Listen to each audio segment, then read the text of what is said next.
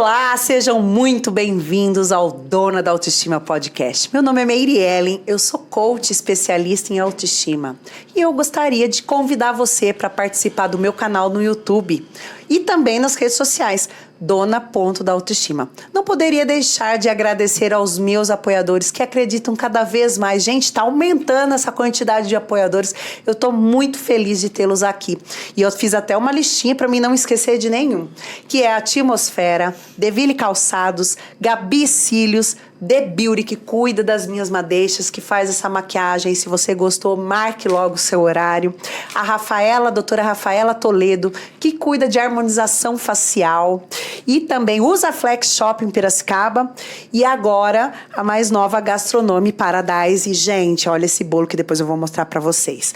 Bom, hoje o papo é bastante polêmico e eu acho que quem nunca já viveu isso ou está próximo de alguém que está vivenciando isso, né? Que é de frente para um diagnóstico. E hoje eu estou com um time de peso, um time muito especial.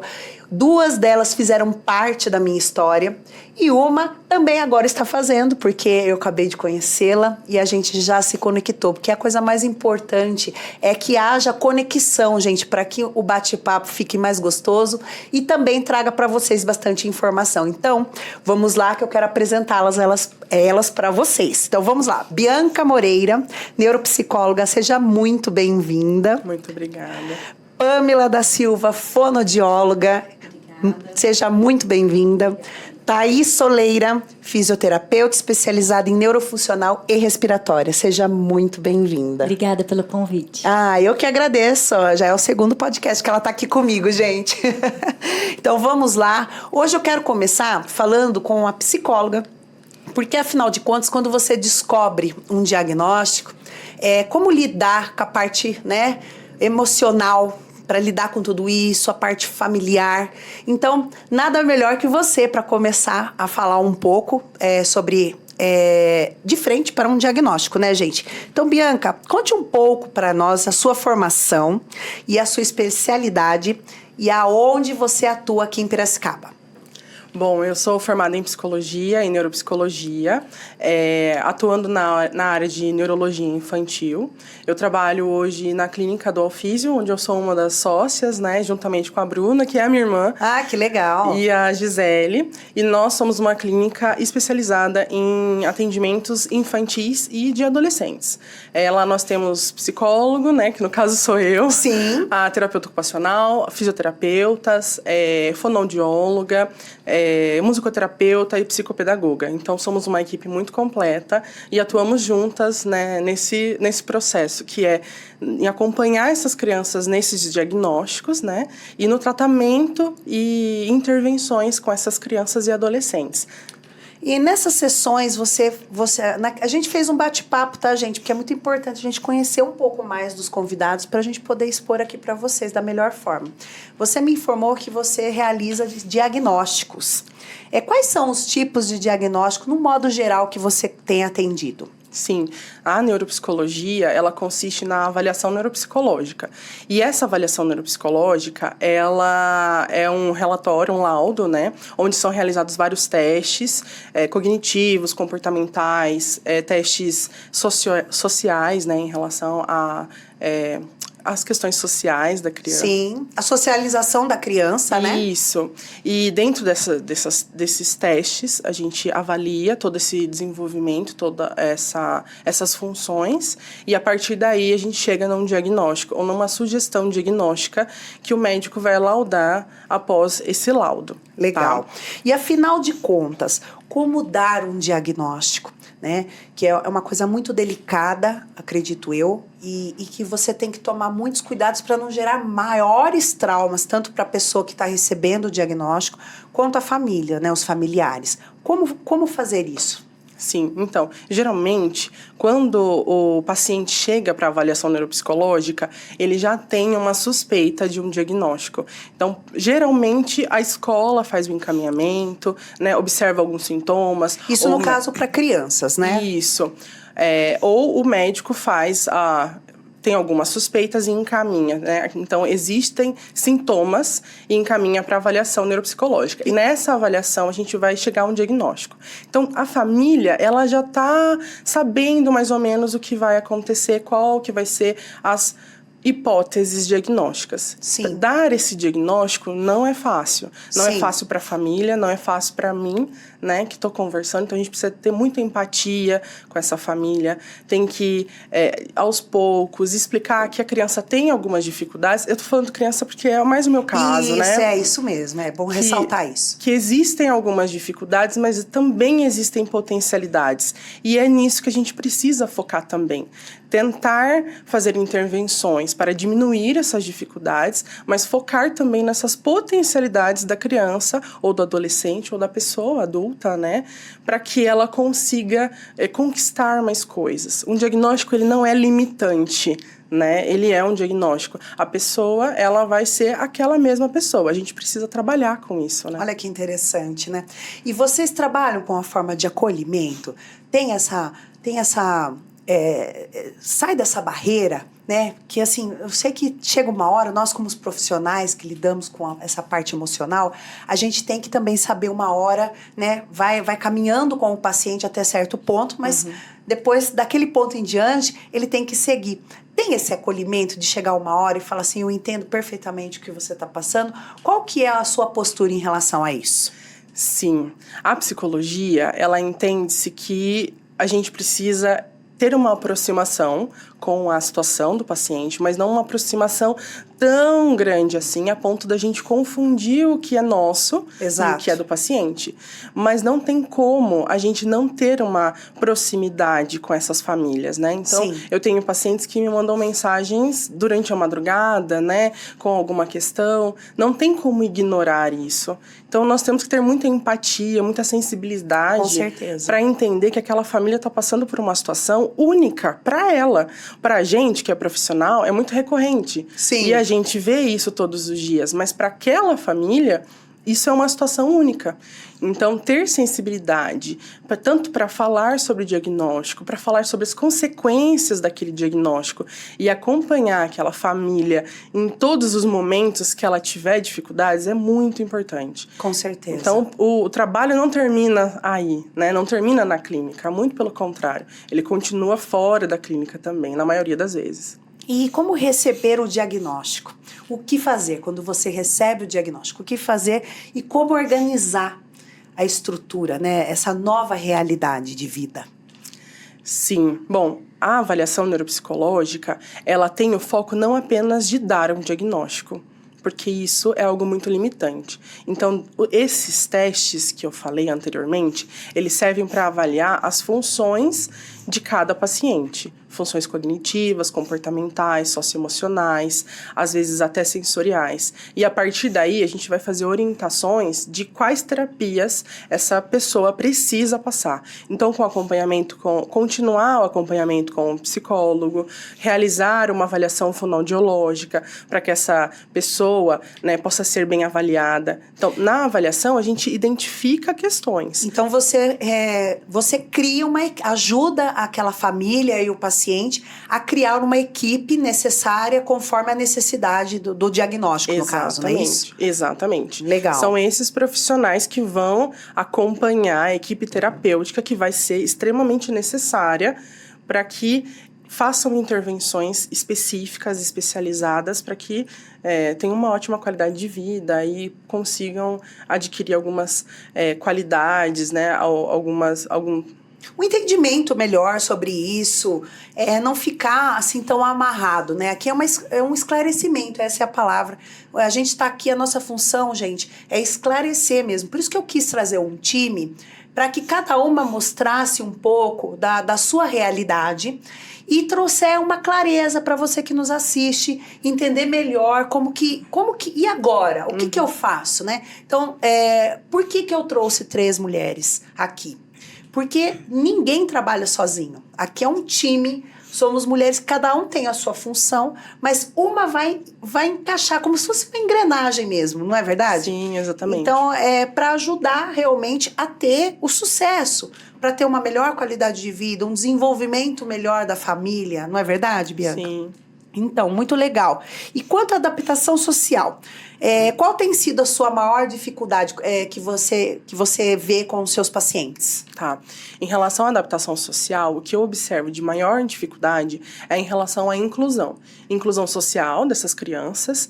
Muitas mães observam essas dificuldades, por isso que é tão importante que existam famílias que lutem pelos diagnósticos dessas crianças. E só um parênteses, existe as escolas, você acha assim, no modo geral, elas estão preparadas para esta nova realidade que vem surgindo?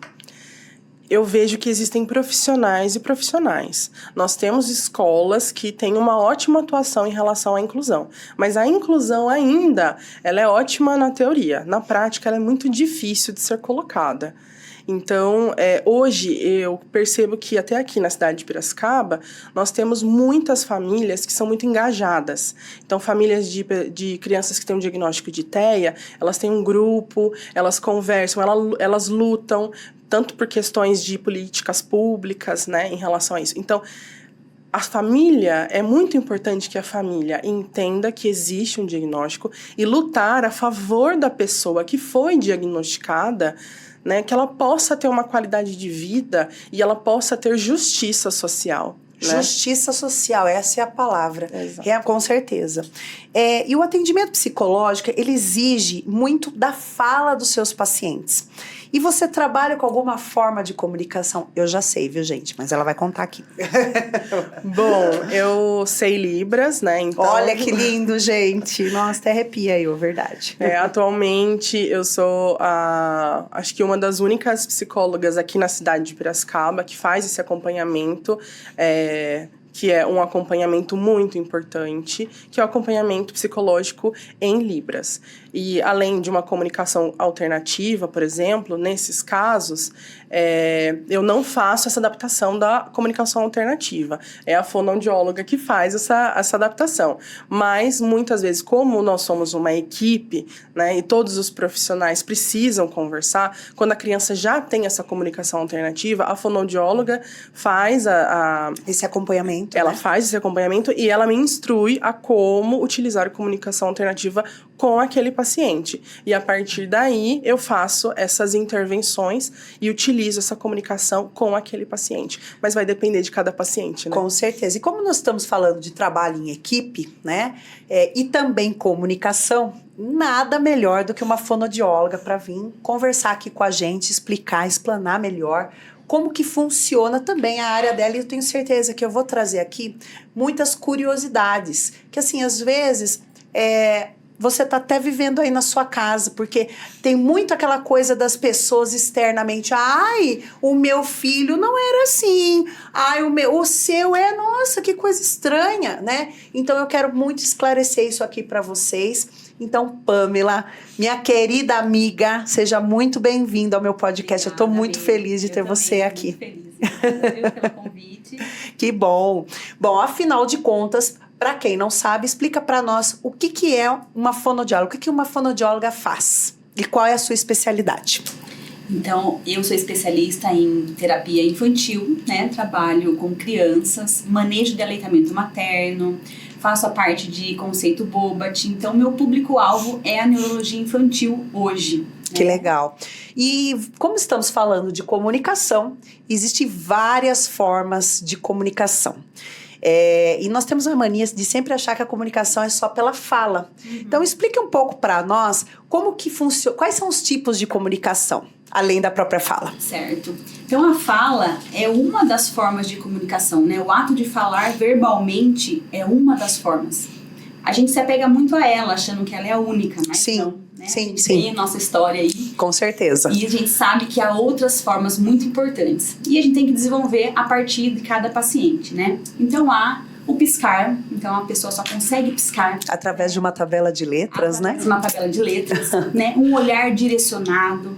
Os acionadores, que hoje está sendo muito utilizado com as crianças autistas. As tabelas, as pastas. Sons, pranchas, né? Sons. Então, qualquer forma que o indivíduo use para transmitir uma emoção, um pensamento, um querer, é comunicação. É uma forma de comunicar. Linguagem. Sim. Essa é a diferença entre linguagem e falar, né? Que a gente acaba confundindo um pouco. Então, fala é uma coisa e linguagem é outra. Sim, com certeza. E eu queria fazer como eu já falei anteriormente, que tem muita gente que tem mães que tem muitas dúvidas, né? E até assim no dia a dia, mulheres que são mães perguntam, qual que é o tempo? Como eu não sou mãe, eu fico completamente perdida nesse universo, né? Mas você tá aqui e vai nos sanar essa dúvida. Qual é a idade ideal para a criança falar? Vamos lá. A tão temida pergunta, né? Pois é, a gente tem os marcos do desenvolvimento que são importantes para a gente se basear, né? Não é receita, tabela de bolo, nada disso, mas a gente precisa ter um parâmetro para não ficar perdido. Com certeza. Então a gente precisa seguir isso. E em média, aos 12 meses, 1 ano, a criança já deve estar falando suas primeiras palavras. Tá? Legal. Lembrando que um bebezinho muito pequeno, já com os 4 meses, já tem intenções comunicativas. Tem. E a gente precisa se apoiar nelas também. Então, um olhar para a mãe, né? Aquele contato visual quando está mamando, a interação, um choro de fome, um choro de sono. Então, ele já está se comunicando. Com certeza. Tem bebês que não apresentam isso. Ah, é? E aí que é importante a gente ter esses cuidados. Tá sempre atento, né? Estar atentos para não acontecer. E se acontecer, procurar, né, um profissional, perguntar, se informar, né? E assim, se nesse caso que você disse anteriormente, não estiver acontecendo qualquer coisa, qual tipo de profissional adequado para essa procura? O fonoaudiólogo é o profissional capacitado, né, da saúde para fazer toda a avaliação. Mas tem alguém em conjunto ou é somente o fonoaudiólogo? Para a parte de avaliações é o fonoaudiólogo. Aí que você direciona. Isso que a gente consegue saber pela avaliação se essa criança está atrasada ou não dentro desses marcos. Tá. Estando atrasada, daí a gente vai pensar na equipe, se precisa encaminhar para mais profissionais, um médico, um psicólogo, ou um foniatra, um otorrino, né? Aí tem toda a equipe que a gente vai direcionar. Mas a primeira avaliação, a mãe passa pelo pediatra, vai encaminhar para a fono, faz a avaliação e a gente vê o que mais precisa. A criança que troca de fala é normal? Ou as palavras, os sons? Explica um pouco para nós, Pamela. Certo. Então, é comum acontecer, viu, Meire, as trocas de som na fala, mas a gente tem, novamente, os marcos. Então, tem fonemas que são esperados em determinadas idades. Outras não pode mais acontecer. Então, os pais devem ficar sempre atentos, né? Então, ali 4, 5 anos com uma troca, já não é mais adequado, né? Então, a gente segue uma tabela e aí os pais precisam buscar ajuda, né? Para ter essa intervenção. Porque, além da fala, logo vai chegar a fase da alfabetização. E aí é quando a criança vai falar e vai reproduzir na escrita. Então, é importantíssimo que isso não chegue lá na frente, né? Então, quanto antes o problema ser resolvido, melhor. E até para preparar também uma questão social, né? Colocar na escola talvez correta, né? Enfim, todo um processo antes, né? Antes de tudo acontecer. Bom, falando um pouco de recém-nascido, que ficou meses internado na UTI, neonatal, qual o tratamento ideal? Lembrando que você e a Thaís também atendem crianças que não só estão na UTI no hospital, que tem crianças que ficam em UTI domiciliar, não é isso? Isso. O que fazer? O que precisa ser feito quando uma criança está nessa situação? Então, os bebês prematuros, a gente tem que ter um olhar especial para eles, porque eles saem do hospital, né, com uma alta, e aí a família não sabe muito bem o que tem que fazer, né? Então, tem uma equipe que precisa estar de prontidão para ela. Então, os clínicos, né, toda a parte clínica, fonoaudiólogo, fisioterapeuta, que é muito importante para a parte respiratória, né, parte de alimentação, vai sair com sonda, não vai ter sonda. E eles nascem antes do tempo, a gente não pode esquecer disso, né? Então, todos os órgãos não estavam preparados para nascer. Então, tudo isso precisa ter um olhar muito especial. E a parte clínica, terapêutica tem que estar alinhada, a família tem que estar com esse suporte. Porque lá no hospital tem a base, né? Equipe de enfermagem, equipe dos médicos, mas quando ela sai, ela fala, e agora, né? Sim. Então é importante toda essa equipe manter esse acompanhamento para ver os marcos do desenvolvimento dessa criança, que pode ter alterações motoras, de fala, audição, né, linguagem, alimentação, e outros bebês podem desenvolver bem. Mas a gente tem que olhar, né? Tem que acompanhar para saber se vai estar tudo ok, né? Com certeza. Isso, então, é uma equipe de reabilitação. Essa é a verdadeira importância de ter todo um acompanhamento com a criança ou com o indivíduo para poder ter um acompanhamento mesmo. Ter esse cuidado para que tudo flua muito bem, né? E já que nós estamos falando em equipe, agora eu começo com a doutora Thaís Soleira, né? Que ela tá super acostumada também a lidar com a parte respiratória. Então, conte um pouco para nós o que uma fisioterapeuta faz, que o pessoal acha que fisioterapeuta é só ligada à parte motora, né? E ela tem muitas outras, tem um currículo aí bem interessante e eu gostaria que você contasse um pouco para nós o que a Thaís Soleira faz. Às vezes as pessoas acham que fisioterapia é só choquinho, hein, pessoal? Ou só massagem. Não é não, hein? É, exatamente. Eu sou pós-graduada em fisioterapia respiratória e UTI. Sou pós-graduada em oncologia. Sou especialista em cuidados paliativos e também pós-graduada em UTI e fisioterapia respiratória. Tá vendo, gente? Eu já ia falar para vocês, todas elas aqui tem que montar um dicionário daqui a pouco, né? De tanta especialidade. Que bom. Porque tem mesmo que se especializar, porque cada caso é um caso. E vai surgindo muitas particularidades e se você não está muito antenado, acaba você não conseguindo atender aquele paciente, né? E eu percebo que, depois nós vamos falar dessa palavra amor, né? O amor, ele supera muita coisa. Então, quando você, principalmente criança, né? Quando você pega uma criança ou um paciente, acaba tendo uma troca muito energética. Então, eu acho que é muito importante ter esses dois acompanhamentos, tanto da emoção, quanto também do estudo, para você poder conseguir ajudar aquela pessoa, né? Bom, e você atua onde, tá? Os meus atendimentos são todos feitos domiciliares, né? Sim. Pela alta complexidade, né? Eu atuo tanto na fisioterapia neurofuncional quanto na respiratória. Como os meus pacientes têm uma UTI domiciliar, a maioria deles, então não tem como deslocar até uma clínica, né? Sim. Então eu vou até o domicílio fazer todo esse atendimento, tanto da fisiorrespiratória quanto motora.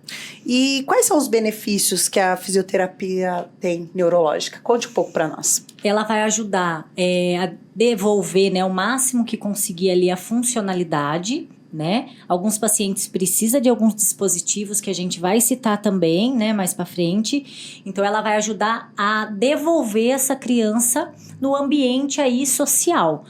Por que eu falo isso, né? A maioria das crianças, elas acabam tendo vergonha das suas, principalmente os adolescentes, né? Tendo vergonha por usar uma órtese, por ter uma deficiência ali, né? Principalmente, aparente, né? Isso, aparente ali. Muitas outras crianças são curiosas em relação a isso, né? Por que ficam questionando? Por que essa criança tá usando isso? Por que ela tá usando esse tipo de botinha? Por que ela respira por esse negocinho no pescoço? Então, a gente vai trazer aí o máximo de funcionalidade. E funcionalidade não é somente, eu vou reabilitar a marcha daquele paciente. Então, o que eu vou fazer? Eu vou devolver ali o máximo para ele poder pentear um cabelo, para ele tocar uma cadeira de rodas sozinhos. Então, também é devolver essa funcionalidade, né? Qualidade de vida. Qualidade de vida. Qualidade de vida. Isso. E se sentir útil, né? Tentar entender por que eu nasci diferente. Isso. Né? Porque a autonomia, que nem a Bianca Principalmente disse, a autonomia. a autonomia é muito importante, né? Porque ver as outras crianças pulando, brincando, e às vezes está com alguma, né? Não consegue ter alguma limitação aí. Então, por isso, gente, que é importante, por isso que eu estou falando aqui do trabalho em equipe. Porque assim, vocês perceberam que a hora que eu comecei a falar sobre essa inclusão dos aparelhos, tem total ligação com a psicóloga, né? Dela conseguir explicar talvez para aquela criança, para aquela mãe, como vai orientar. Porque às vezes, com certeza, ele deve perguntar, mamãe, por que eu tenho que ficar nessa condição e os meus amiguinhos não? E são perguntas, gente, que é difícil de responder quando mexe com amor, quando mexe que é seu filho, né? É teu. Então, como que você vai lidar também de segurar toda essa informação, né? Essa emoção e passar para a criança de uma forma mais leve, mais tranquila e que ela possa realmente viver bem, não é verdade, gente? Exatamente. Eu acho que a psicoterapia é muito importante nesse momento. Quando a criança ela é muito pequena e ela necessita desses dispositivos, ela não entende exatamente o que está acontecendo, então ela trata aquilo com naturalidade. A partir do momento que existe essa questão social, né, que foi o que a gente já comentou antes, quando existe essa dificuldade e os pais têm que lidar com comentários comentários, às vezes, né? Até mesmo de adultos, né? Sim. Até mesmo de pessoas da família. Sim, com né? certeza. Então, por isso que é sempre importante a gente ter uma orientação parental com essa família, orientá-los a como responder, às vezes, a essas questões. E também tem aquela coisa que é, como que, eu esqueci, gente, o nome da palavra, preconceito. Também tem muito a ver com preconceito, né? Tem a ver com o preconceito dos outros. Sim. E também tem relação com a autoestima Com certeza. dessa família e Da dessa criança. Com certeza. Então, na adolescência, a partir dos 7 anos, mais ou menos, a gente começa a observar que essa criança passa a perceber que ela é diferente dos outros. Esses olhares, né? Então, a psicoterapia é extremamente importante nesse sentido e nesses momentos. Com certeza. Até mesmo, né, nós que a gente vai prescrever uma cadeira de roda, né? A gente lida muito, a gente manda o encaminhamento para a psicóloga para poder estar conversando com a família, né? Porque assim, não é porque prescreve uma cadeira de roda, a criança vai ficar aí, né, na cadeira de roda. Às vezes uma criança, ela consegue fazer, né, toda a marcha, mas em longas distâncias ela precisa de uma cadeira de roda para poder andar, né? Então a gente faz todo esse encaminhamento da equipe, né, para poder passar essa orientação ideal. Que seria uma realização da avaliação neurofuncional. Gente, enroscou aqui. Então, voltando, que seria uma realização e avaliação neurofuncional desse paciente, não é isso? Isso. A avaliação, né, eu sempre falo que a gente vai avaliar o que eu preciso trabalhar com aquele paciente, né? Meu paciente, qual a força muscular? O que ele está conseguindo ou não fazer, né? Porque ali a gente vai traçar um plano de tratamento, objetivos e condutas, tá? Meu paciente não consegue deambular, não consegue andar, então vamos treinar essa marcha com ele. Ele precisa de algum dispositivo para poder melhorar essa marcha? Então vamos prescrever. E a avaliação ou a reavaliação, a gente consegue traçar ali se está tendo ganhos funcionais, né? Para a gente ter sempre evoluções dos pacientes. E como incentivar a família e paciente a se adaptar a essa nova realidade?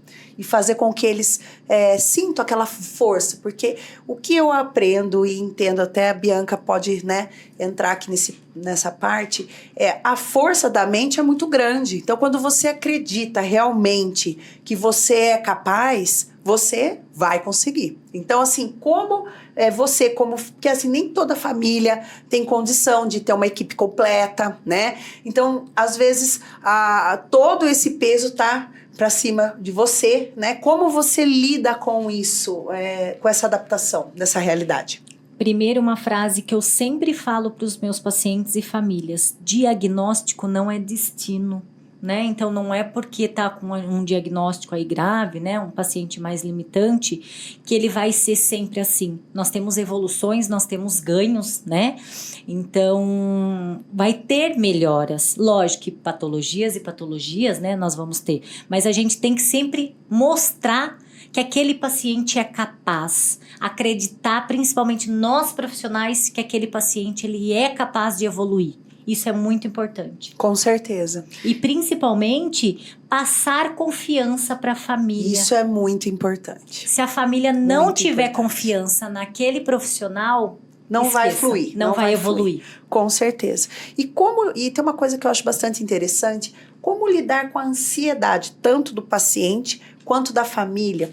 Porque, assim, às vezes, cada um, né, gente? Então, assim, eu tenho uma evolução, cada um tem uma sua evolução, cada um tem o seu tempo.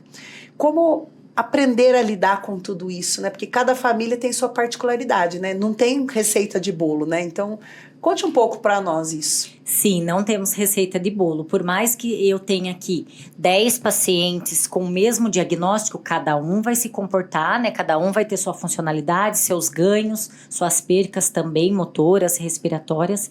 Então, nós temos que mostrar ali para a família, sempre através das avaliações, o que ele está tendo ganhos. Ele consegue, eu vou trabalhar dessa forma, sempre explicar para a família. E aí entra muito a psicóloga, né? Todos os meus pacientes fazem o acompanhamento, né? As famílias com o psicólogo, para poder também alinhar aí essas condutas junto com nós, né, Bianca? Sim, eu acho que de tudo que você falou, tanto sobre os dispositivos que são muitas vezes orientados para essa família, em relação a essas questões emocionais, né, a essa ansiedade. Se a família não está junto, não entende que precisa apoiar a pessoa que recebeu esse diagnóstico, se a família não aceitar esse diagnóstico, tudo vai ser mais difícil, tudo vai ser mais complicado. Então, a evolução, muitas vezes, ela fica travada por conta disso. Porque quando você entende que aquele diagnóstico tem suas particularidades e é orientado corretamente pela equipe terapêutica e a família coloca em prática, a gente vê uma diferença muito grande. Porque é a próxima pergunta que eu ia fazer para a Thaís. A importância da família realmente estar inteirada com o problema, né, com a atual situação. Porque se não tem empenho, tanto dos cuidadores quanto da família, de fazer os exercícios diários, o tratamento não vai fluir, porque não depende só do profissional, depende da família também e do próprio paciente querer, né?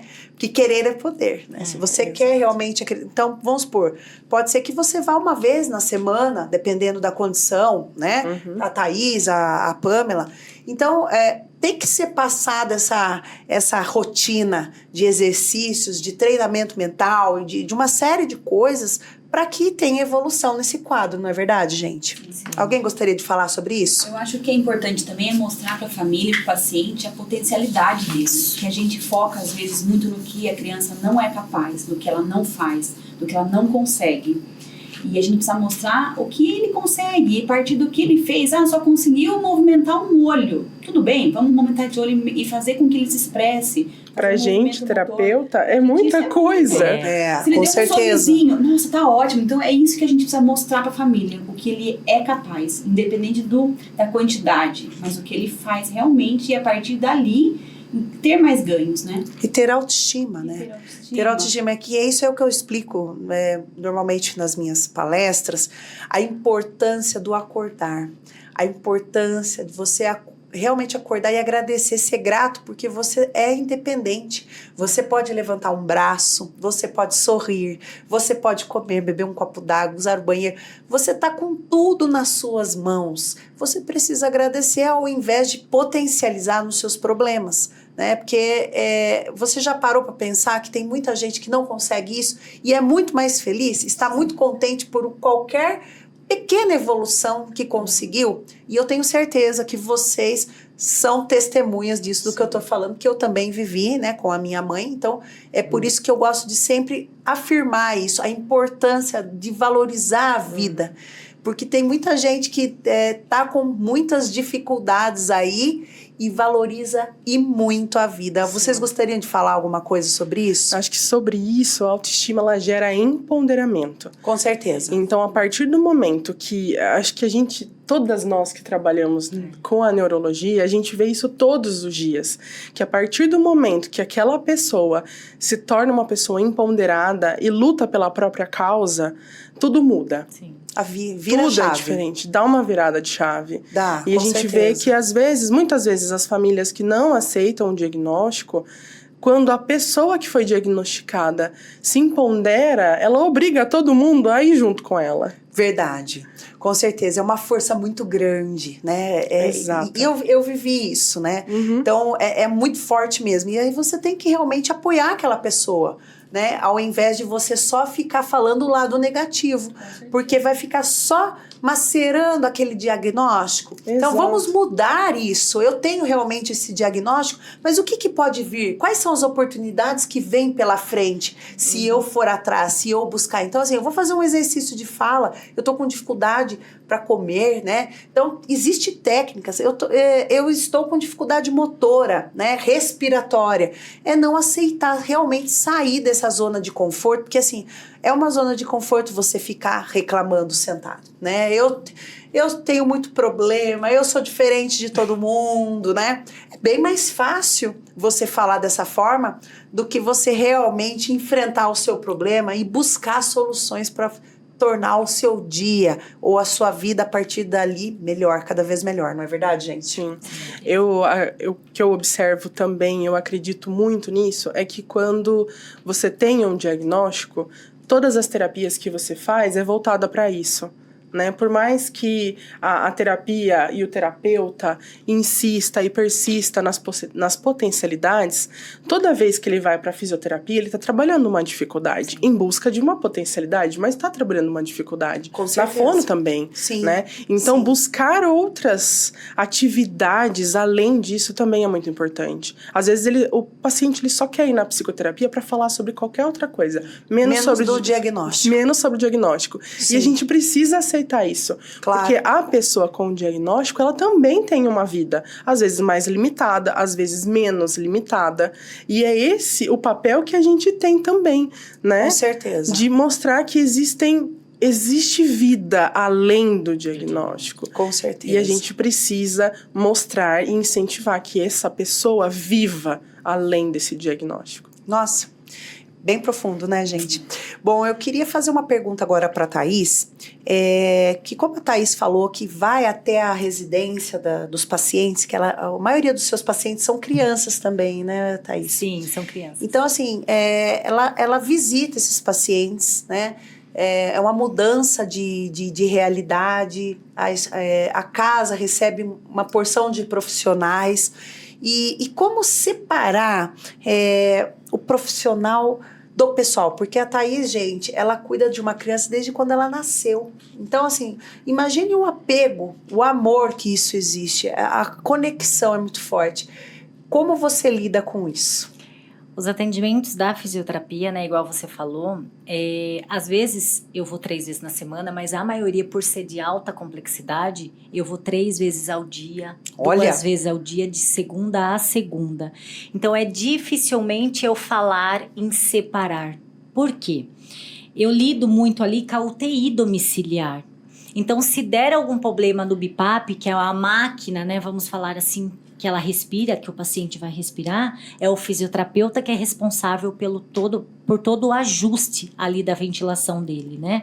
Se o paciente tiver com algum problema respiratório, o único profissional capacitado ali para fazer o atendimento é o fisioterapeuta. Então, eu falo que eu, Thaís, fisioterapeuta, é difícil separar, né? O profissional e o pessoal. Já cheguei a ir de pijama na casa do meu paciente porque ele estava tendo uma intercorrência. Porque todos os pacientes têm enfermagem 24 horas. Então, para quem liga, fisioterapeuta. Com certeza. Né? Então, assim, na hora eu nem penso. Eu vou, né? Só se eu estiver viajando, mas mesmo assim, quando eu tô ausente do atendimento, tem uma pessoa que eu, né, treinei, capacitei para estar realizando também o atendimento. Então, eu falo que já é difícil eu conseguir separar ali. E nem quero, tá, pessoal? Com certeza. De mim isso, né? E tem muito a ver com uma única palavra: amor. Né? Amor é um sentimento muito forte, capaz de mover pessoas, né, para o bem, né, para proteção, para cuidado, né? Então, eu gostaria que vocês falassem um pouco qual é o sentido da palavra amor para a profissão de vocês. Vamos começar primeiro com a Thaís, que nós já estamos, né? Por favor, Thaís. Primeiro, para mim, amor é Deus. Deus, por quê? Porque Deus capacitou eu através, né, dessa profissão mais abençoada, que é reabilitar vidas, ser fisioterapeuta. E amor é o quê? Você acreditar que aquele paciente, ele é capaz. Por mais o diagnóstico, ele é capaz. Amor é tudo, né? É lindo, né? E tudo tem seu tempo, gente. Eu vivi 23 anos aí, e chega uma hora que você fica assim, meu Deus, né? O que vai acontecer? Né? Às vezes está numa situação bem complicada já, né? E aí todo mundo já começa a comentar, agora ela não vai resistir, agora as coisas, né, vão se finalizar.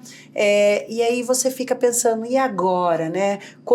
Tudo tem seu tempo de acabar e começar. A vida começa, tem o tempo, né, que é a gravidez, e também para finalizar. E é o amor, né? O amor para você, amor e entendimento para você saber lidar com tudo isso. E você, Pamela, conte um pouco para mim. e para nós? Como você separa? Olha, é muito difícil separar. Qual que é o amor, né, pela profissão? Eu tenho essa experiência a domicílio também, até atuei com a Thaís já, em 2 casos.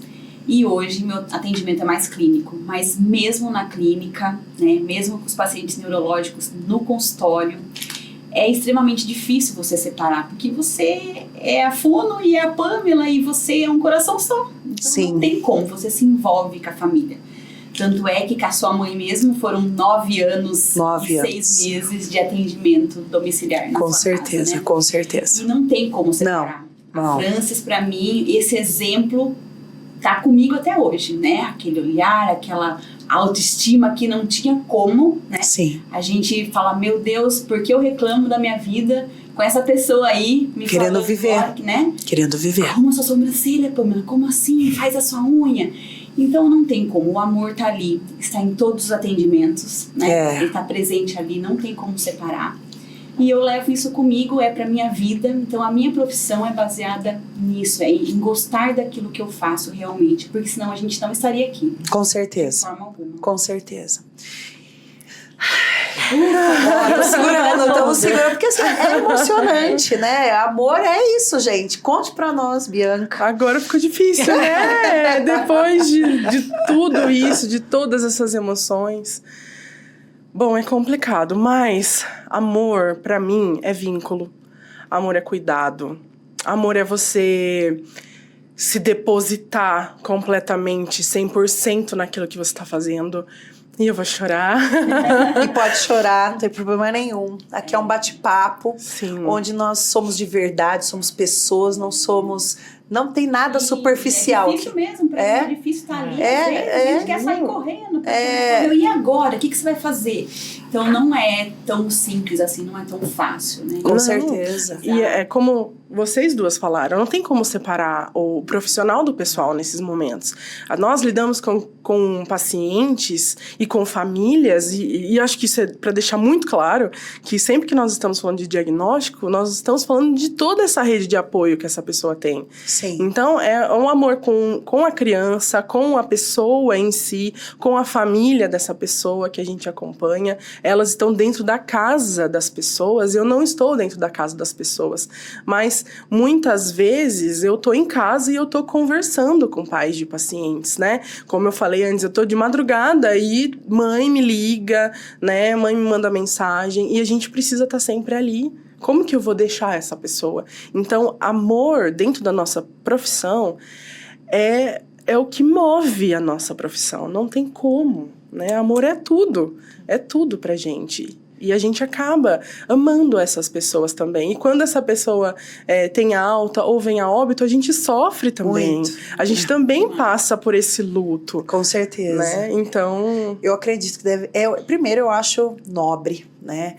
Você sair da sua casa, deixar a sua família para se inteirar na vida daquela pessoa, daquele paciente, daquela família, né? Porque assim, uma coisa é o valor que você vai pagar pelo teu trabalho, outra coisa é além disso. Né? A pessoa, ela está indo muito além de uma doação mesmo, que aí é só com amor, gente. Então, por isso que eu gosto de sempre afirmar para as pessoas que estão se formando, né, na área de vocês. Tenho certeza que isso realmente tem esse amor, essa força muito grande, porque assim, não é só o valor que vai te trazer, né, o retorno. O retorno, a satisfação pessoal é você realmente amar aquilo que você faz, você vê que realmente o teu trabalho está surtindo efeito para aquela vida, para aquela pessoa, e aí eu acho que é uma explosão de emoção, né? Eu vejo assim, quando eu faço uma palestra e falo um pouco da minha experiência, para mim é uma explosão, assim, eu me sinto completamente, assim, feliz, né, de estar fazendo isso para ajudar as pessoas. E eu acho que é o melhor elogio que a gente pode receber. Quando um pai ou algum familiar chega pra gente e fala, nossa, eu vejo que você trabalha com amor. É o melhor e maior elogio que a gente pode receber. Nossa, que bom, gente. Esse bate-papo, gente, eu vou falar. As meninas ficaram um pouco tensas, mas aí eu já percebi que realmente que como a gente se conhece, a gente vai falar de coisas que a gente ama e que gosta, as coisas começaram a fluir. Então eu espero que você aí na sua casa tenha gostado, tenha te orientado de alguma forma. E eu vou deixar aqui o @, das meninas depois, para caso alguém queira tirar alguma dúvida, entrar em contato, marcar uma consulta. Vai ser muito bem-vindo, eu tenho certeza, né, pelo que vocês conheceram elas aqui. E eu quero também finalizar aqui falando um pouco dos meus apoiadores, mas antes que eu me lembrei, eu quero agradecer todas vocês por estarem aqui comigo, por estar compartilhando um pouco da história de vocês, dando esse espaço para mostrar, ter essa troca, para só acrescentar aí na vida de vocês. Gente, muito obrigada.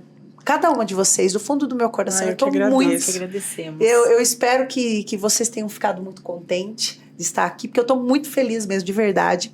E, falando em felicidade, eu adoro comer um pouquinho, sabe, gente? Eu acho que felicidade também tem a ver, claro que moderadamente, né? Mas vamos... E eu tô com o meu novo apoiador, que é a Gastronomy Paradise. E, gente, ela mostrou esse bolo. Eu vou ver aqui, porque eu acho que a câmera... Olha que bolo mais lindo, gente. Não é uma coisa... Olha que capricho, gente. E nós vamos tomar um cafezinho, então logo mais eu vou mostrar aqui pra vocês, tá bom? 1, 2, 3 e... Olha lá.